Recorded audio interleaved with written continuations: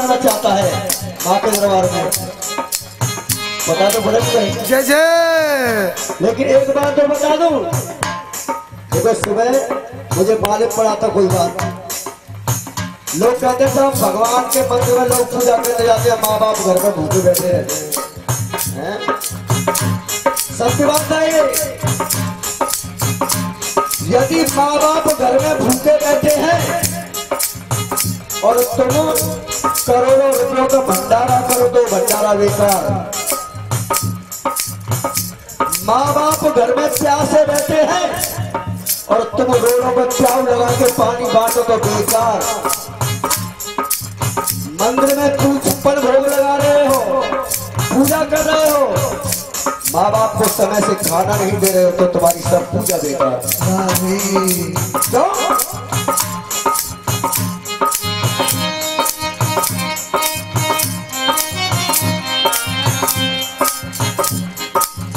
क्योंकि माँ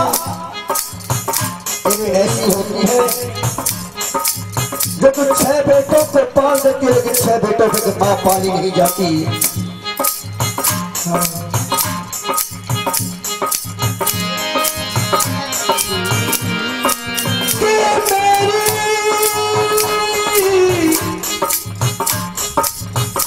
मैया के द्वारे से कोई भी झोली खाली नहीं जाती। जाती है क्या? और मेरी माँ की बददुआएं मत लेना, कोई भी मत लेना माँ बाप की बददुआएं। क्यों? खाली नहीं जाती कि मेरी मैया के द्वारे से कोई भी झोली खाली नहीं जाती। और माँ की बददुआएं मत लेना, क्योंकि वो भगवान से टाली नहीं जाती। और मेहनत मजदूरी करके, मेहनत मजदूरी करके जय हो। एक माँ 6 बेटों को पाल देती है, लेकिन 6 बेटों पर इस कलयुग में एक माँ पाली नहीं जाती। और कहते हैं जब हम छोटे थे तो माँ की एक लोरी सुनकर सो जाते थे, लेकिन अब तो 6 गोलियां नींद की खाते हैं फिर भी नींद नहीं आती। माँ की तो बात ही अलग है।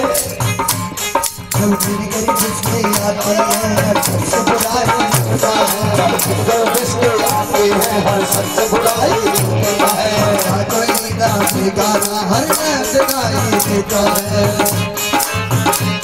अपना कोई ये बेगाना हर गर्ज बुराई देता है। माँ बाप निकम्मा कहते हैं और बहन भी आँख चुराती है। निकम्मा कहते हैं और बहन भी आँख चुराती है। निकम्मा कहते हैं और बहन भी आँख चुराती है। माँ बाप निकम्मा कहते हैं और बहन भी आँख चुराती है। भाई भी सुराख करती है, भाभियों को नफरत आती है। भाभियों को नफरत आती है, भाभियों को नफरत आती है।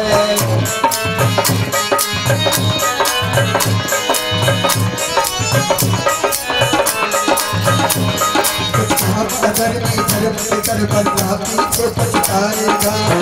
अधर्मी धर्म निकर बनना पीछे पछताएगा। चलाया पूर्व एक ढेर पड़ा रह जाएगा। एक ढेर पड़ा रह जाएगा, एक ढेर पड़ा रह जाएगा। रिश्तेदार नमस्ते कहकर अपना पेट छुड़ाते हैं। रिश्तेदार नमस्ते कहकर अपना पेट छुड़ाते हैं। रिश्तेदार नमस्ते कहकर अपना पेट छुड़ाते हैं। और रिश्तेदार नमस्ते कहकर अपना पेट छुड़ाते हैं। माता के रिश्ता दूर का है, पानी तक नहीं पिलाते हैं। पानी तक नहीं पिलाते हैं, पानी तक नहीं पिलाते हैं। भाई बहन और कुटुंब कबीला झूठे जग गए नाते हैं। झूठे जग के नाते हैं, सब झूठे जग के नाते हैं। समय सारे देख नहीं पछताते हैं। आएगा जब देख नहीं पछताते हैं।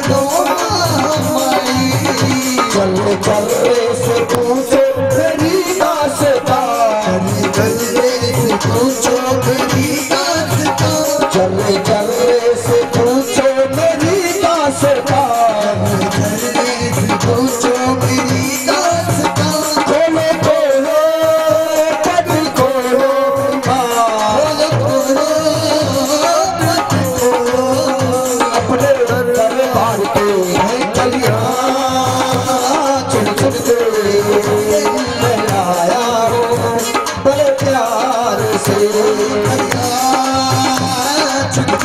ताली आपसे बड़े प्यार से मैं लाई हूँ बड़े प्यार से मैं लाई हूँ बड़े प्यार। बोले सच्चे दरबार की जय। इस प्रकार मां भगवती से प्रार्थना की है। मैया ने भी कह दिया, रुक्मिणी से मैया ने भी कह दिया कि बेटा तू ही अपने लिए सुयोग्य वर के लिए मां भगवती से प्रार्थना कर। पिताजी ने भी कह दिया बेटी तू पूजा कर, वंदन कर, मां भगवती का अभिनंदन कर। इसलिए देवी का साधन किया है।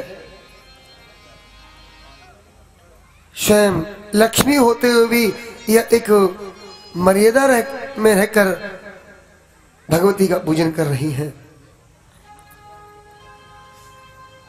एक नहीं अनेकों दिनों की पूजा हुई।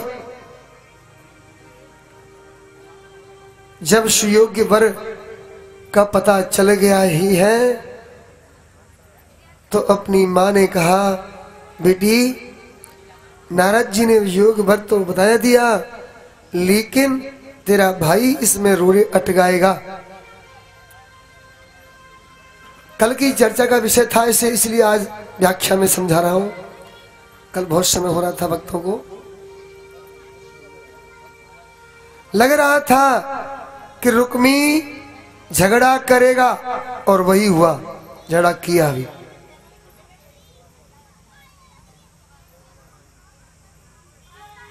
क्योंकि जो पुष्प देवालय में चढ़े और वो कीचड़ में गिर जाए तो गड़बड़ हो जाएगा ना। जिसका भगवान विष्णु से मिलन हो और वो किसी दैत्य के पास पहुंच जाए तो गड़बड़ होगा ना। यही सारी बात रुक्मिणी ने पत्र में लिखी थी और पत्र भी कोई चोरी छिपे नहीं गया। जैसे आजकल की उम्र के नौजवान छिपे छिपे चर्चा करते, न माँ को पता है न पिता को पता है, और बस चर्चा होती रहती है आपस में। क्यों महाराज?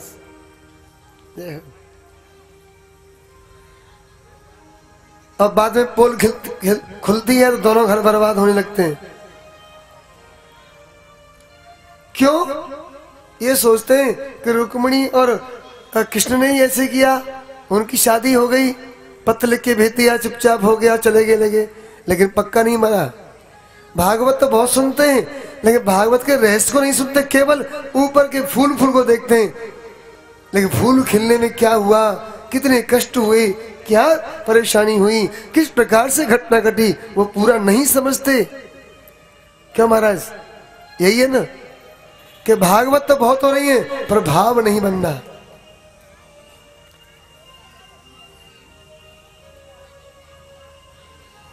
इसलिए भागवत में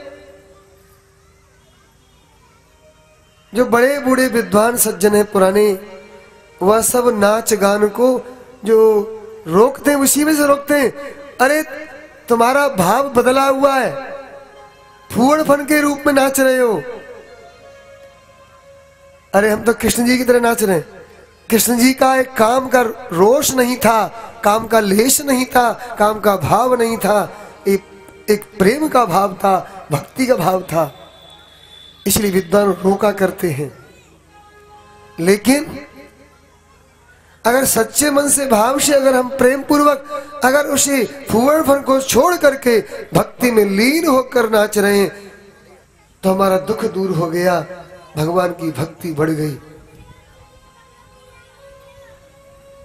इसलिए रुक्मिणी ने जो पत्र लिखा था उस पत्र में सारी बातें स्पष्ट थी। वह पत्र माता पिता को पता था और वो भी पत्र चुपचाप नहीं गया।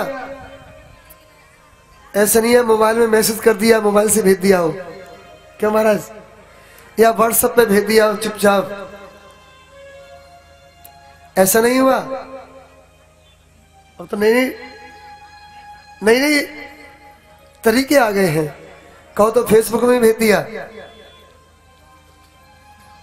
टाइमलाइन में पहुंच गए सीधे, किसी को पता ही नहीं है।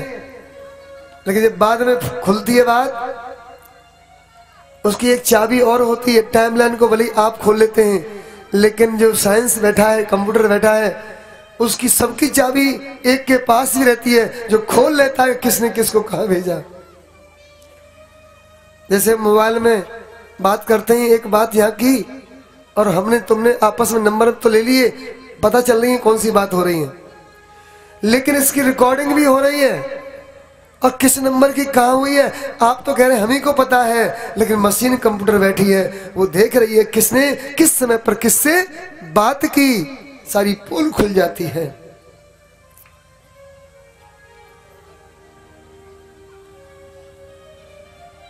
तो चाहे पंडित जी हो या विद्वान हो या ब्राह्मण हो या संत हो, जो भी गड़बड़ी करता है उसका पता चल जाता है। चाहे भागवत के मंदिर में करें या देवालय में करें या अपने घर में करें या बगीचे में करें या रेल में करें या ट्रेन में करें, कहीं भी करें, सब पता रहता है ईश्वर को। तो भगवान के द्वारा की हुई उस यात्रा की चर्चा को समझो। प्रभु ने जो चर्चा की है वो कैसी की है। प्रभु ने चर्चा की है, रुक्मिणी ने सुनी है, और रुक्मिणी सुन करके उसे समझ करके उसे पूर्ण रूप से माता पिता की अनुमति लेकर के पत्र लिखती है, और उससे भगवान ने समझा। ब्राह्मण ने कहा, ब्राह्मण देव कह रहे हैं इस स्वामी इस पत्र का ख्याल रखना। साक्षी कौन है उसका? ब्राह्मण साक्षी है।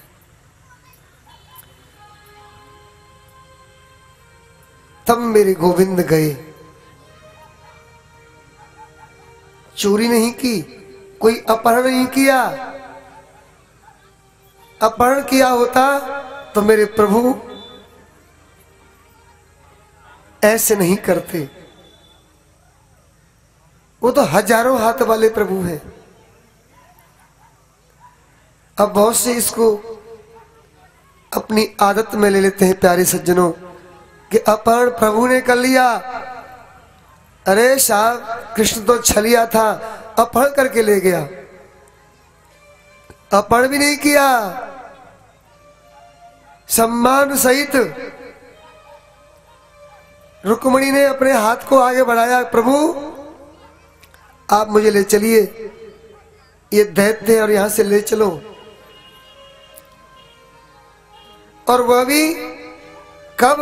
जब माता भगवती की मूर्ति मुस्काई, देवी ने जब प्रार्थना की, मूर्ति मुस्काई, मुस्काने के बाद प्रसन्न होकर के माला डाल दी, अपने गले की माला रुक्मिणी के गले में डाल दी।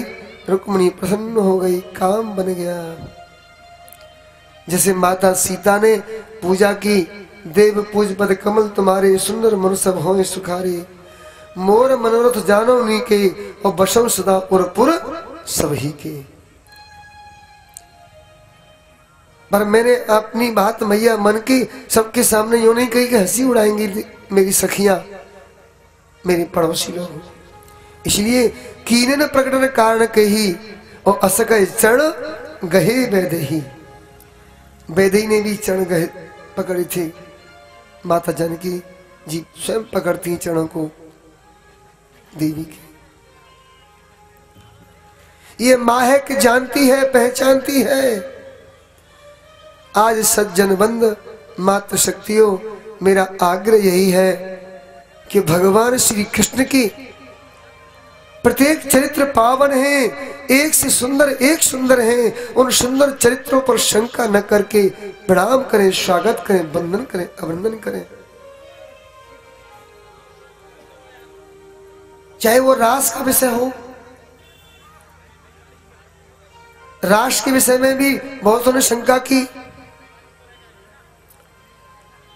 इसलिए हमने यहाँ पर रास को यहाँ पर नचवाया नहीं था। रास में नहीं, बड़ा सुंदर दिव्य रास होता है, बड़ा आनंद आता है, बड़ा भक्ति भाव से भक्त लोग विभोर होते हैं। सज्जनों, भगवान भाव में भक्त के हृदय में विराजमान होते हैं। देखो, भागवत का उद्देश्य मोक्ष प्राप्त करना। मोक्ष, मोह का क्षय करा देना, मोक्ष, मोह को भगा देना, दुख को दूर कर देना, विश्व की शांति के स्थापना का उद्देश्य भागवत का। तो विश्व की शांति से पहले जो व्यक्ति बैठे हुए हैं, जो भागवत में सुनने के लिए आए हैं, जो भागवत में गए हुए हैं, उनके अंदर शांति मिल जाए, दुख दूर हो जाए। क्या मैया जी, बाबा साहब ठीक है ना, परीक्षित जी भाई साहब ठीक है ना, पीछे समझ में आ रही नहीं आ रही? दुख जो है, दुख ज्यादा नहीं, थोड़ी देर तो दूर हो जाए, कम से कम 4 घंटे तो दुख दूर हो ही जाए, भागवत का फल मिले। तो कोई दुखी है तन से, कोई दुखी है मन से, और कोई दुखी है बच्चों से, कोई परिवार से। कि कोई तन दुखी, कोई मन दुखी, कोई धन बिन रहे तो उदास, और थोड़े थोड़े सब दुखी, एक सुखी राम के दास। अरे कम तो 50 ग्राम जीवे तो हला दो करो। थोड़े थोड़े सब दुखी, एक सुखी राम के दास। कि कबीरा सब जग निर्धना, धनवंता नहीं को, धनवंता बपू जानियो, जब राम नाम धन हो, कबीरा राम नाम धन हो। ऐसे वाणी बोलिए मन का आपा और को शीतल करे, आप शीतल हो कबीरा, आप शीतल हो।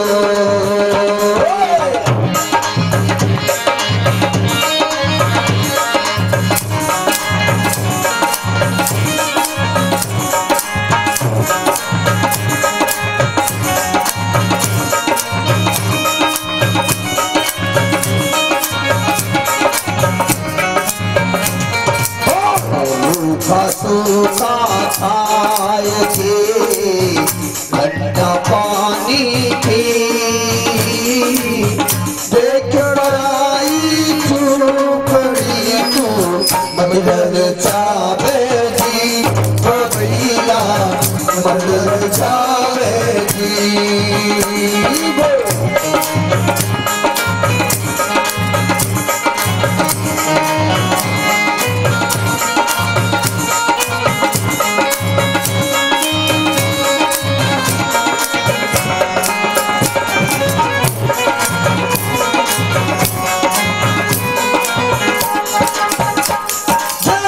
चलती चाची देख कर दिए कबीरा रोए, चलती चाची देख कर कबीरा रोए। कबीर जी ने दुआ लिखा है कि चलती चाची देख कर दिए कबीरा, लेकिन बाबूजी मेरी समझ में ये नहीं आता कि जब चाची चल रही तो कबीर जी क्यों रोए? यही समझ में नहीं आता मेरे में। भाई हम लोग घर में चाकी चलाते हैं, आटा पीसते हैं, तो वो तो आटा पीस रही है, लेकिन चलाने वाला क्यों रो रहा है? जय हो। यदि किसी को मालूम हो इस प्रश्न का उत्तर तो मेरे पास लेके आए, क्या मेरे को तरफ से मालूम है। बात मैं बता दूंगा उसको, फिर शाम को बताना मुझे। और एक बात और, देखो भगवान ने हमारा शरीर बनाया, अच्छी बात है, किसलिए बनाया? तो भगवान का भजन करो ना। हाथ बनाए किसके लिए?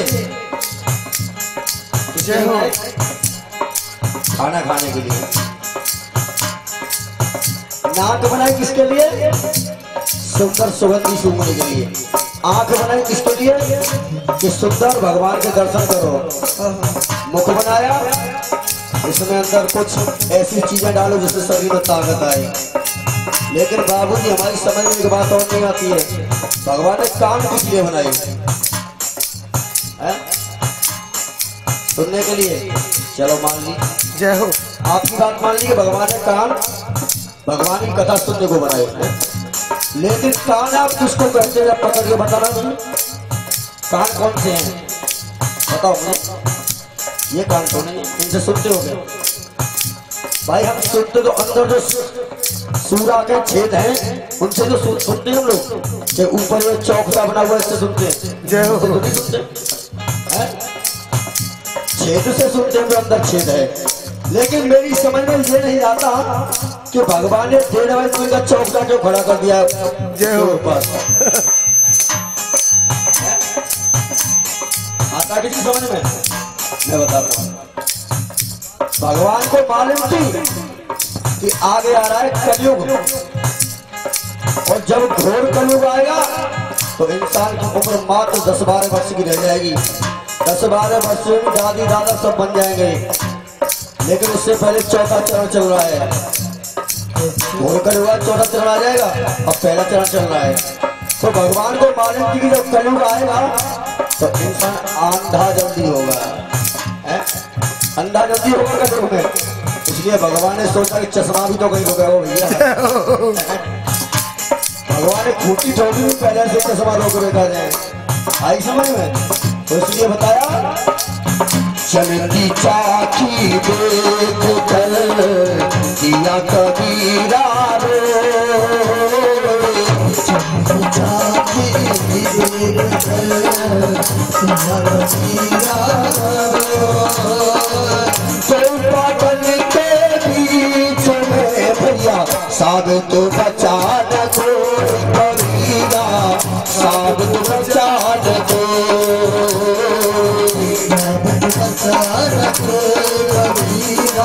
साबित बचा न को। बोल संत भगवान की। आज सज्जनों,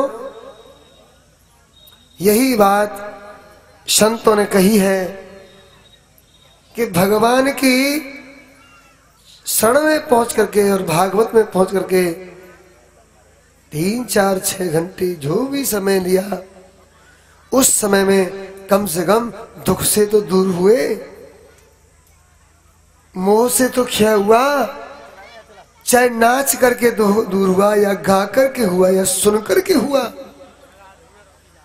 जब व्यक्ति भगवान की भक्ति में, भाव में, गाने में अगर वह नृत्य करता है तो अपने दुख से दूर हो जाता है। उस समय तक, उस समय उसको कोई चिंता नहीं रहती है। भाव में वह भाव विभोर बना रहता है।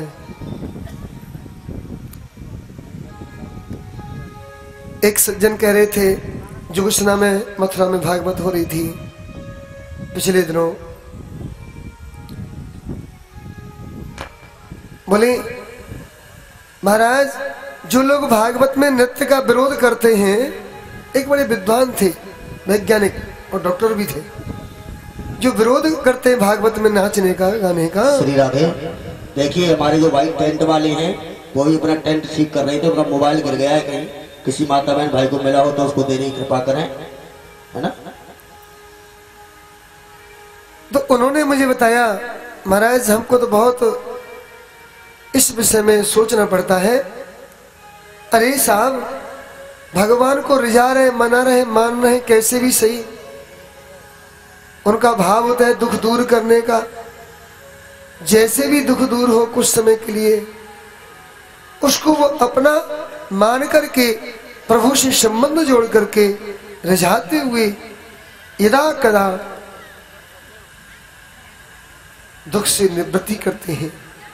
मोह से क्षय होता है। धन के कारण से कोई व्यक्ति दुखी है, लेकिन भगवान के नाम को लेकर उतना समय उसका बीत गया तो दुख से दूर हो गए। बोलो। और पिक्चर में बहुत से नाटक होते हैं, नाटकों को देख करके पिक्चर के जो कलाकार है, कलाकार की जो एक्टर है, उस एक्टर की एक्टिंग को देख करके कभी रोते भी हैं और कभी खुश भी होते हैं, कभी हंस भी जाते हैं, और कभी तो ऐसा लगता है हाँ इसने तो मार दिया, हे भगवान बहुत बुरा किया। कभी कभी बम्बारमेंट होते, मार देते, क्या क्या होता है, कितना कष्ट होता है। तो ऐसा लगता है कि ये सब हकीकत में हो रहा है और हम उसे देख रहे हैं, हाय भगवान ये बहुत बुरा कर रहे हैं। वो एक्टिंग में जब लगता है तो कथा में, भागवत में तो और ज्यादा ही आनंद है। इसलिए हम उतने समय तक भक्ति भाव में 4-6 घंटे तक दुखी या सुखी जैसे हैं उसमें से मोह को प्राप्त कर किए हुए हैं। तो मोह को दूर करने के लिए, मोह के क्षय के लिए, भगवान को भक्ति भाव से मनाने के लिए पधारते हैं। तो मेरे प्रभु उनका आनंद करते हैं। भाव को भाव भजत आलस, और भाव को भाव अनख आलस, नाम जपत मंगल दस दिस, नाम जपत मंगल दस दिस। इसलिए वो प्रभु की कृपा को अवश्य पाते हैं।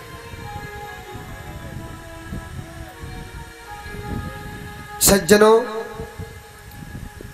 आइए लौटकर अब वहीं पर आए जहां पर प्रसंग चल रहा था। रुक्मिणी के मंगल के बाद आगे क्या हुआ? राजा परीक्षित ने प्रश्न किया। सुखदेव स्वामी उत्तर देते, राजन